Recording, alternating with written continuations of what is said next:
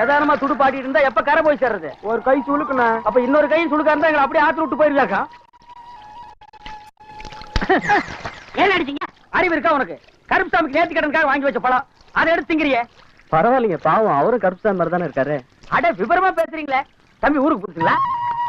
46 ரூபா கிராப்பு, 2000 ரூபா பட்டு வெட்டி சட்டை, 50 ஏக்கர் நஞ்ச, 50 ஏக்கர் புஞ்ச, 20 பசு மாடு, 21 எரும மாடு. நம்மளையும் சேர்த்து எரும மாட்டு கணக்கு சரியா சொல்றானே. இதெல்லாம் உங்களுக்கு புதுசா இருந்தா நானும் இந்த ஊருக்கு புதுசா. ஓஹோ, நம்ம பெரிய பண்ண முத்துப்பாண்டி தேவரோட சின்ன மகன் தானே நீங்க? ஆமாங்க. இதே பேண்ட் சட்டையெல்லாம் மாட்டிட்டு ஒரு டைப்பா பொம்மை மாதிரி வந்தியா, அதனால நமக்கு அடையாளம் தெரியலப்பா. பட்டணத்துல போய் கொள்ள படிப்பு படிக்கணும்னு சொன்னாங்க. எத்தனை படிச்சிருக்க? எம்காம்ங்க.